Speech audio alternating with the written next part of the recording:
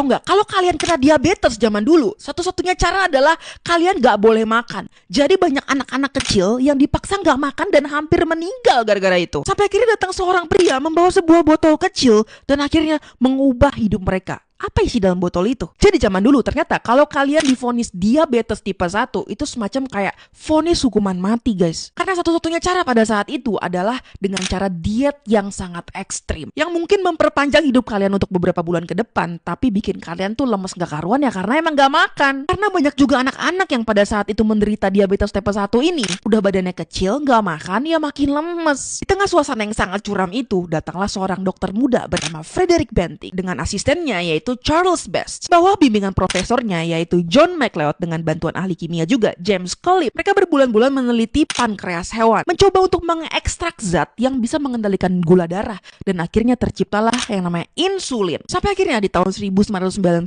ada seorang anak nih yang baru 14 tahun bernama Leonard Thompson. Dia menjadi manusia pertama yang mendapatkan suntikan insulin ini. Percobaan pertama memang gagal nih karena emang belum disempurnakan, tapi 2 minggu kemudian setelah Collip berhasil menyempurnakan proses pemurnian, Leonard akhirnya disuntikan untuk kedua kalinya dan hasilnya luar biasa. Kadar gulanya turun, kesehatannya membaik, dan dia akhirnya selamat. Dalam waktu singkat, yang punya diabetes pada saat itu langsung mendapatkan perawatan dan akhirnya sembuh. Benting dan McLeod akhirnya dianugerahi Nobel, guys. Spesifiknya adalah Nobel Fisiologi atau Kedokteran di tahun 1923. Walaupun si Best sama si Collip ini nggak di-mention secara resmi kalau mereka juga dapat Nobel, Benting membagi hadiah Nobel kepada Best dan McLeod juga membagi hal yang sama kepada Collip. Dan yang membuat semua ini kisahnya makin luar biasa, alih-alih mereka memanfaatkan ilmu mereka ini dan akhirnya mereka menjual mahal nih bentukan insulin tersebut, mereka justru menjual hak patennya itu kepada Universitas Toronto dengan hanya $1 Kanada karena mereka percaya dengan insulin ini